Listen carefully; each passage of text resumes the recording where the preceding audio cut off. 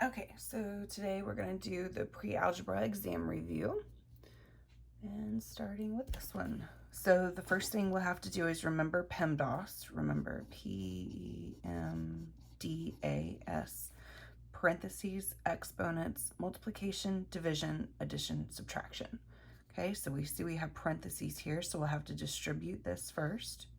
And you can either do this one of two ways. You can just go ahead and multiply it while you're doing it. So 4 times 6, 24. 4 times A, 4A. Or you can leave it like this. Okay, then do your multiplication. Okay, either way is correct. Whichever way allows you to get the correct answer. All right, same thing here. We can do 13 times, or negative 13 times the x. Negative 13x. And then negative 13 times negative 4. Okay, we know that's going to be positive. So over here we'll do the multiplication. 4 times 3, 12. 4 times 1, 4, plus the 1, 5. So 13, negative 13 plus 52. All right, so now for this one, what we're going to do is multiply the first two terms first. Okay, so negative 5 times 3, negative 15, A and B. So we just leave it A and B, and then bring this down. Okay, now we're going to multiply this together. So negative 15, and we understand it's negative 1 in front of this C. So negative 15 times negative 1 gives us positive 15, and then AB, and then the C. Okay. All right, same thing here. So we're going to multiply the constants first. 3 times 5, 15, and then x times y, xy. So which of the following sets are like terms? And remember, like terms means they have the same variable with the same power. Okay, so here we have an x and we have a y, so that's not right. We have an a and a b, nope. An a and an x, nope. So here we have an A and an A, so our answer is D. Okay, and this is very important when you're looking for like terms, because the only time you can add two terms together is if they are like terms, therefore they have the same variable with the same power. Okay, so which of the following sets are not like terms? Well, we have an A and A and an A, so those are the same. An A and an A and A. Those are the same. So it doesn't matter if there's a negative out in front, because that's understood to be a negative 1. So those are all the same. An A, nothing, A. So that is our answer. And we'll double check A and A and an A. Yep. Nope. Okay, which of the following expressions displays the distributed property? So if we distributed this 2, we would get 2x. Nope. If we distributed this, we'd get 4x, yes, but then we need a negative 8, so that's not it either. If we distributed this, we get a 3x, yep, and 3 times negative 2 would be negative 6, but this is a negative 2. So 4 times x, 4x, yep. 4 times negative 2, negative 8, yep, D. All right, again for this one, we're going to distribute that first. So we get 2x, negative 3 times x, negative 3x, or minus 3x. Negative 3 times 6, negative 18. Okay, identify your like terms. 2 minus 3 gives us negative 1x minus 18. And you can either write it with the 1 or without the 1. Either way is correct. Okay, so which expression has a constant of 2? And remember, a constant means no variable. Okay, Okay, no, both of those have variables. Ah, here it is. Let's just double check. Nope, those have variables, and that's a constant of 7. So B. All right, again, distribute that 2. So 2x, 2 times 4, 8, and bring down the -5. Identify your like terms. 2 minus 5 gives us -3x plus 8. Okay, a plus 3 times a, 3a. 3 times -4, -12. Identify the like terms. And remember, it's understood 1, so 1 plus 3, 4a minus 12. Okay. Y, -2 times y, -2y. -2 times 3, -6. 1 minus 2, -1y minus 6, or -y minus 6. Okay, again, we're talking about coefficients. So the coefficient is the number with the x, with the variable, I should say, sorry. So here our variable is a, so the number with it, the coefficient, is 5. So factoring the expression, what we're essentially doing is reducing. Okay, and reducing just means what number can we take out of 2 and 30. So what number is both 2 and 30 divisible by? So to do that, what I do is I take the lower number and I write out the factors of that. So 1 times 2 is the only thing we can multiply together to get 2. So you start with the higher number. 2 is 30 divisible by 2. Yes. So we're going to write that outside and put a parenthesis. And then we say 2x divided by 2 gives us x, because 2 divided by 2 is 1. And now -30 divided by 2 gives us -15, because -15 times 2 gives us -30. We're essentially going backwards from what we did up here when we were distributing. Okay, so again, here, take the lower number. What are factors of the lower number? 1 times 12, 2 times 6, and 3 times 4. Okay, is 16 divisible by 12? Nope.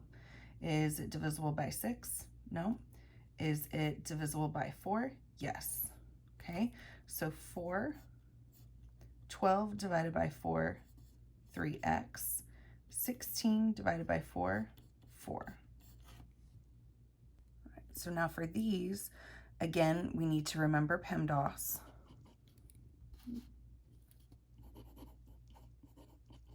Okay, we have parentheses, so we need to deal with that first. So 2 times a, well, first we need to write down the -15. Now 2 times a, 2a. 2 times -4, -8, and then bring down that -10a. Now we combine like terms, so we have a 2a and a -10a.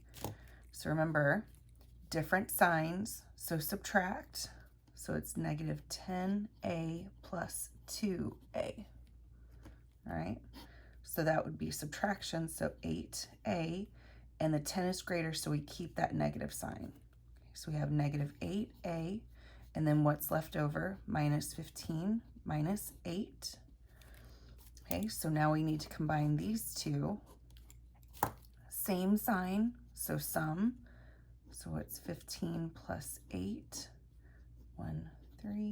23. So this equals -8a, and you're going to keep the sign the same, -23. All right, same, kind of same for this one. So start with your 8, and then multiply this out. 12 times 3 is 36, x. 12 times 4 48. Now combine any like terms you have. So we have an 8 and a 48. 48 plus 8, so that's 16, 56. So 36x plus 56. Okay, so for this next one, since we have addition here, we can actually drop the parentheses. So we're just going to do that first. A negative x plus 10. And now combine like terms. So 5x minus x, or minus a 1x. So 5 minus 1, 4x. And then bring down what's left over. Okay, negative 8 plus 10. So different sign, subtract. So 10 minus 8 is a positive 2. So 4x plus 2 is our answer. Now with this one, you'll notice we have subtraction in between. So what we really need to do is understand it's a negative 1 out in front, and we're actually going to distribute that, okay? So this one, we can drop the parentheses. Negative 1 times 5a gives us negative 5a. Negative 1 times 18 gives us negative 18. Okay, and then the same steps. Identify your like terms. 7 minus 5 gives us 2a. Bring down what's left over. And then we notice that these can combine. So different sign, subtract. So we have a negative 18 plus 5, but we're actually subtracting, so this will be 3, and keep the sign of the greater. So 2a minus 13 is our answer. Okay, same thing here. We've got a negative 1 out in front, so we have to distribute it first. 5y minus 9, negative 1 times negative 5y, positive 5y. Negative 1 times 1, negative 1. All right, 5y plus 5y gives us 10y. And then bring down the rest. Okay, negative 9 minus 1, same sign, so sum, 10y minus 10. Okay, now with these, we're actually going to be solving for x. So remember, basically what you're doing is you're asking yourself, what operation is happening between the number and the x? And then to get rid of it, do the opposite. Okay, so if it's being multiplied, you're going to divide. If it's being divided, you're going to multiply. Okay, so here the 12 is being multiplied to the x. Okay, so we're going to divide both sides by 12. Okay, that goes away. Now our x is by itself, and then negative 8 over 12. Now you reduce. Okay, so step 3, reduce. Okay, so what number can go into 8 and 12? So what I do is I take the smaller number and I do multiples. So 1 times 8, or factors, I'm sorry, 2 times 4. Okay, then I start with the highest number. Is 12 divisible by 8? No. 12 divisible by 4? Yes.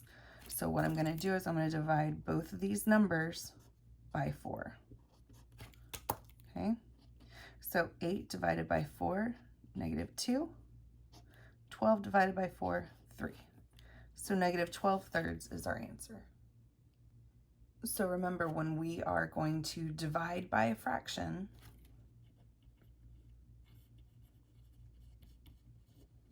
we actually need to multiply by the reciprocal,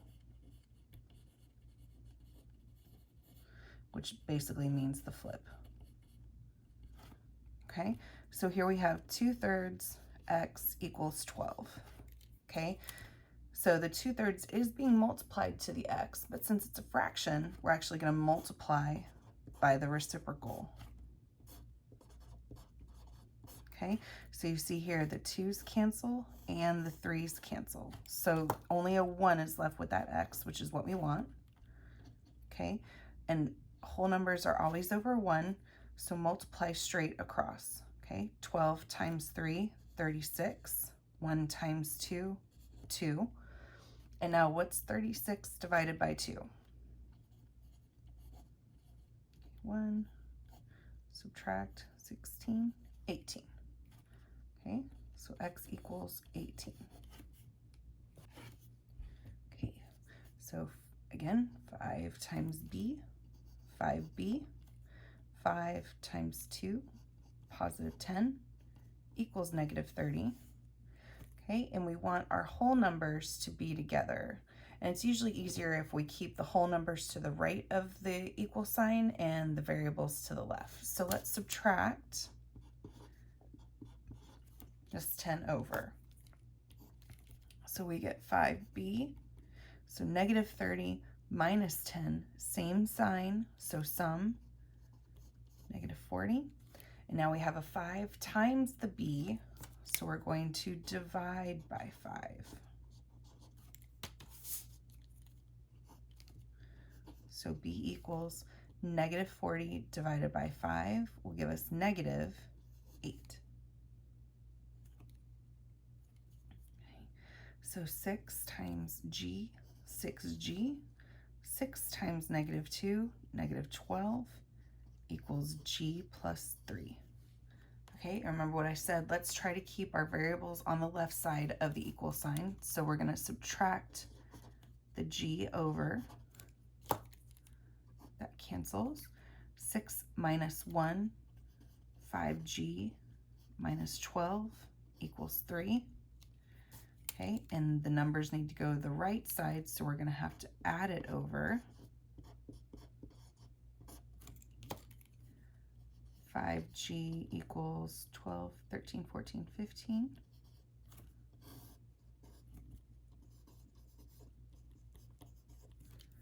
Okay, 5 is being multiplied to the g, so we're going to divide it to get the g by itself.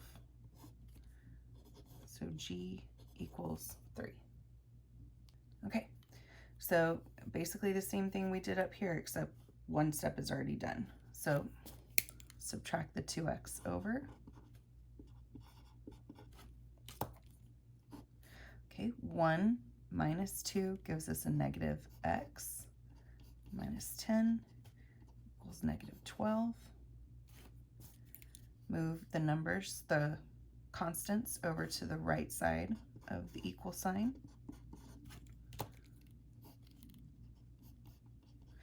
Negative 12 plus 10, different signs, so we're going to subtract and keep the sign of the greater. All right, so our x is still has this negative 1 here. So what we're going to do is multiply or divide both sides by the negative 1. So x equals positive 2. All right, first step, 4 times d, 4d. 4 times negative 5, negative 20, equals 20d. Okay, so here what I'm going to do first is actually move the constant. So add 20 to both sides.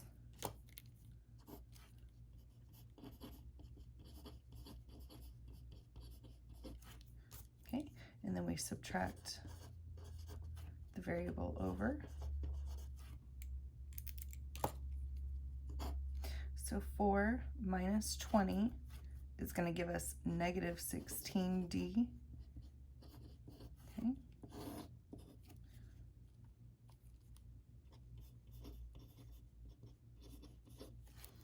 And then divide both sides by negative 16.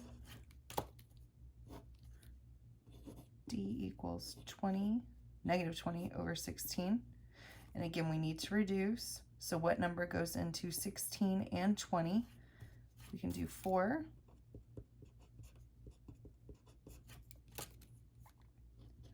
gives us -5 over 4.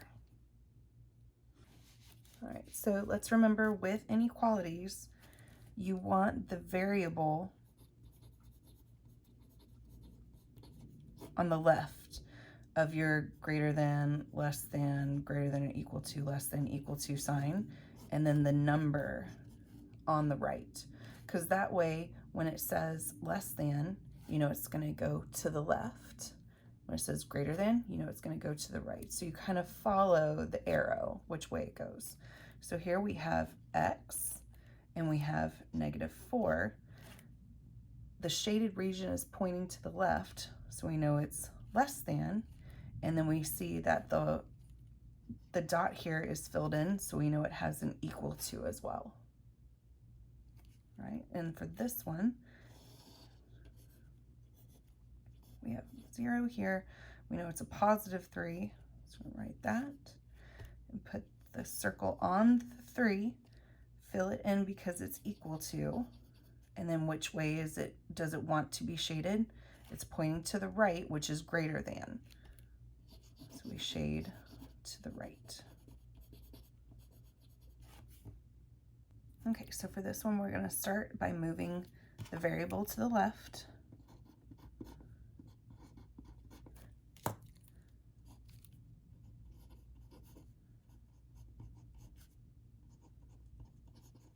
And then move the constant to the right.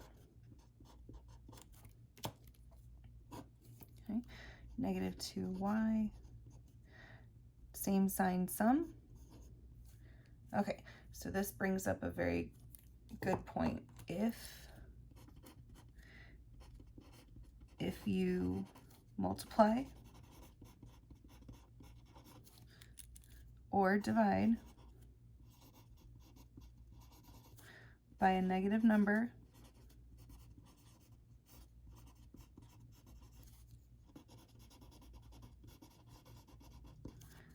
flip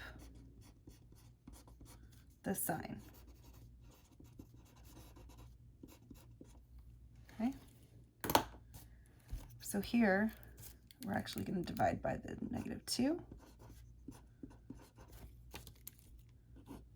So y, flip that sign, 8. Okay, so when we make our line, 0, 8, circle goes on the 8, fill it in because it's equal to, and then shade to the right for greater than.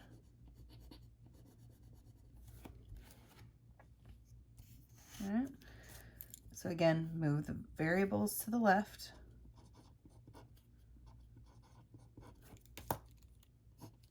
-2x plus 6 greater than or equal to -18. Subtract the 6 over.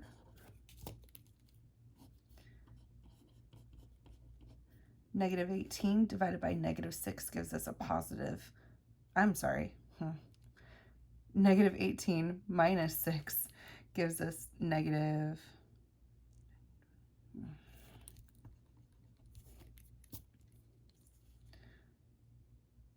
right? -18 minus 6, same sign, sum. So 18, 19, 20, 21, 22, 23, 24, -24, right? Divide by the -2. Okay, we divided by a -2, so flip the sign. X, -24 divided by -2, +12. 0, 12, put the circle on the 12, fill it in because it's equal to, and shade to the left for less than. All right, last one. The only thing we need to do here is divide by the -2, flip the sign immediately. 8 divided by -2, -4.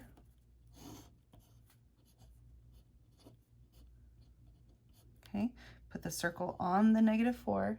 We're going to keep it open because there's no equal to, and shade to the left for less than. Now we are talking about functions and relations. So what cannot repeat in order for the relation to be a function? The domain, which is also known as the x values.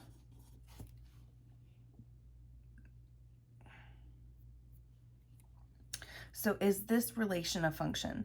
So what we're going to do is look at the x values and see if any of them repeat. So we have a -2, no, 0, yep. So no, this is not a function. Okay, so that's what you look for when you're looking just at points. Here, we're actually looking at a graph. So what we need to do is the vertical line test.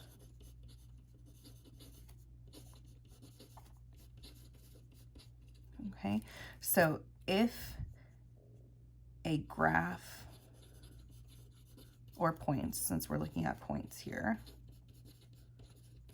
hits any vertical line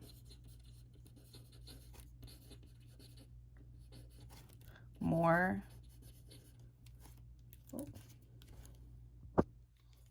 than once,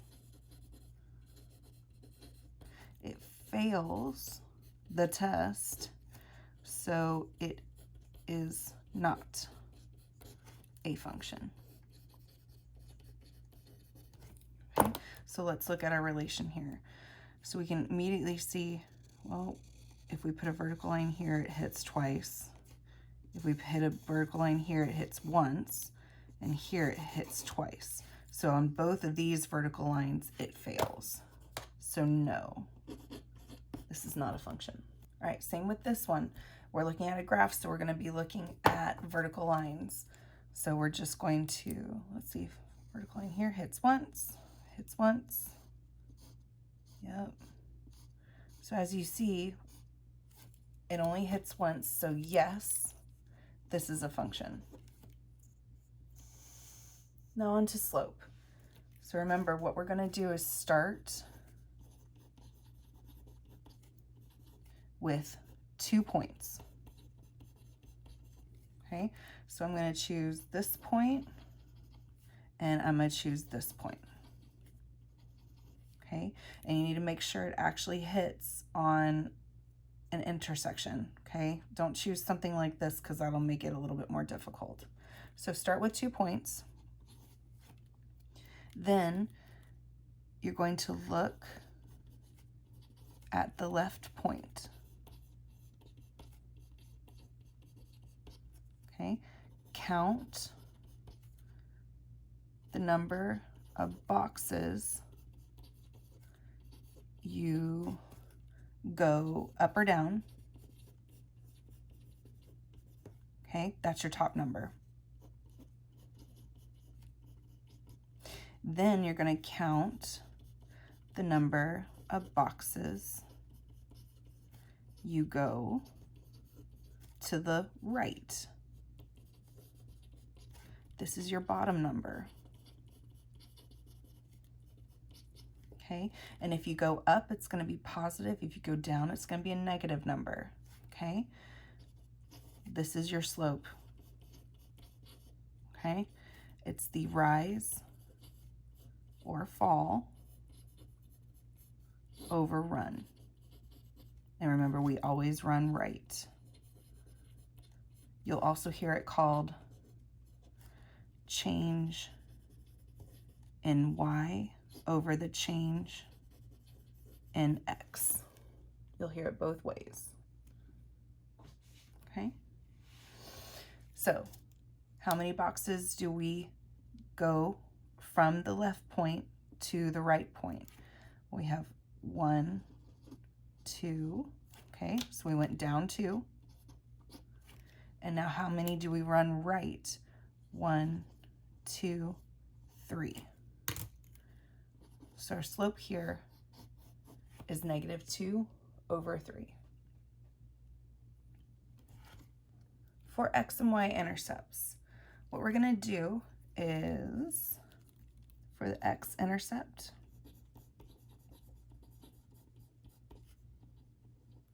you're going to set y equal to 0 and solve for x. Okay, so let's do that first. We have 3x minus 4y equals 12. So the first thing we do is set y equal to 0. Okay, 4 times 0 is 0, so that kind of goes away. 3x equals 12. Divide by 3.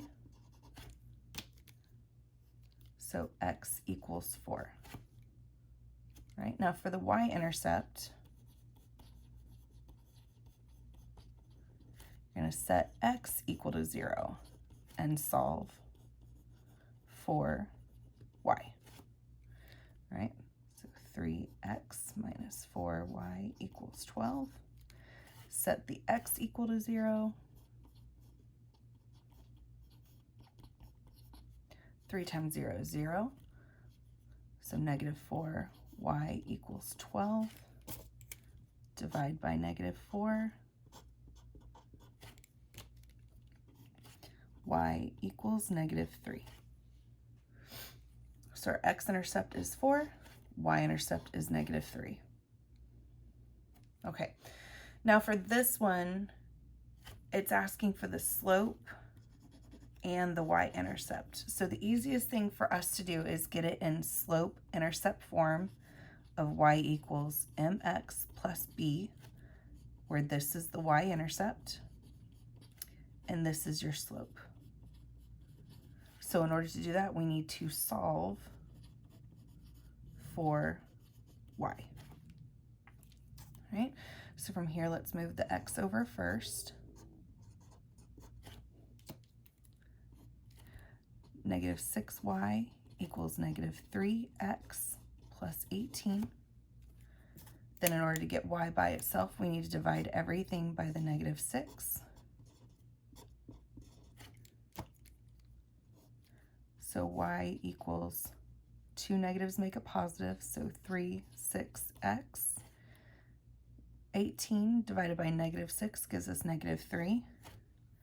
And can we reduce this at all? Yes, because 3 goes into 6. So 3 divided by 3, 1.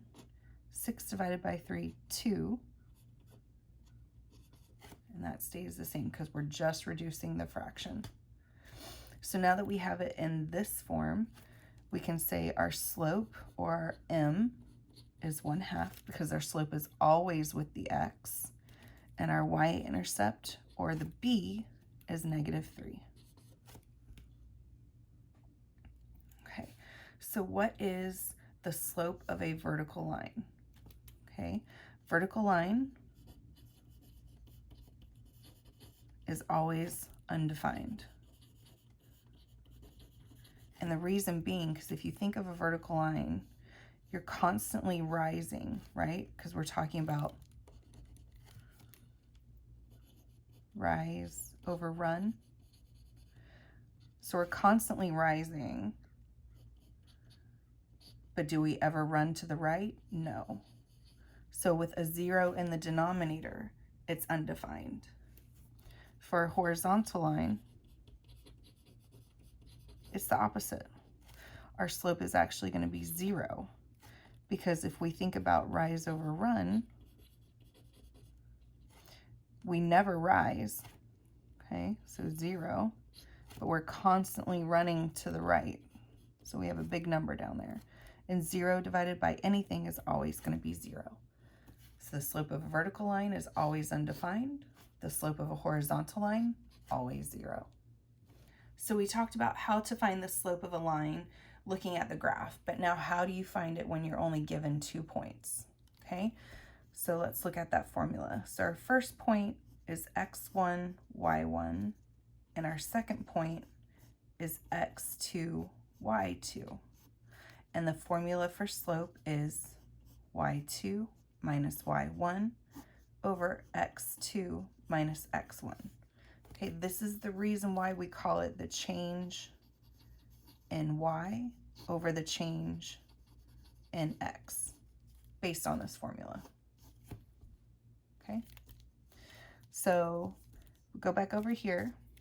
This is our x1, this is our y1, x2, and y2. So we start with our y2, 4 minus y1, -2, -6, our x2, minus our x1, 4. All right, two negatives make a positive. You can also call this add a line, change the sign. So 4 plus 2, 6. Same sign, so sum, or you can say add a line, change the sign. -10. Now you reduce. So what number can go into both 6 and 10? Well, they're both even, so let's start with 2. So we have -3 over 5. That can't be reduced any further, so our slope is -3 over 5. Okay, same thing here. x1, y1, x2, y2. Okay, so 15 minus 5, whoops, minus 5, -9 minus -9. Okay, two negatives make a positive. So 15 minus 5 gives us 10. -9 plus 9 gives us 0. And remember from the other problem we just did, if a 0 is in the denominator, it's undefined. So this is a vertical line. So what is the format of the slope-intercept form? Okay, so we know it's going to be y equals mx plus b because we have the slope and we have the y-intercept. So here it is. Last question, graphing. So here are our steps. First, get into y equals mx plus b form. Okay, do we have that? Yes, perfect. So 2, identify your y-intercept, which is the b, and the slope, which is the m. Okay, so our y-intercept here, our b is -2, and our slope is 2 over 5. Okay, the first thing you're going to do, plot the y-intercept. Okay, so here it's 2, so we'll go, or -2, so we go to -2 on our y-axis and make a point. Now, from the y-intercept, count the slope to your next point. Okay, so 2 over 5 means we're going to rise or go up 2, and we're going to run 5. And remember, we always run right. Okay, so we go up, we started our y-intercept, we're going to go up 2, 1, 2, okay, and then we're going to run 5 to the right, 1, 2, 3, 4, 5, okay, and make our point. Okay, if you're being asked to give more than just 2 points, you start at that point that you just made and do the slope again. So rise 2, run to the right 5. 1, 2, 3, 4, 5. Okay, take your straight edge and make your line.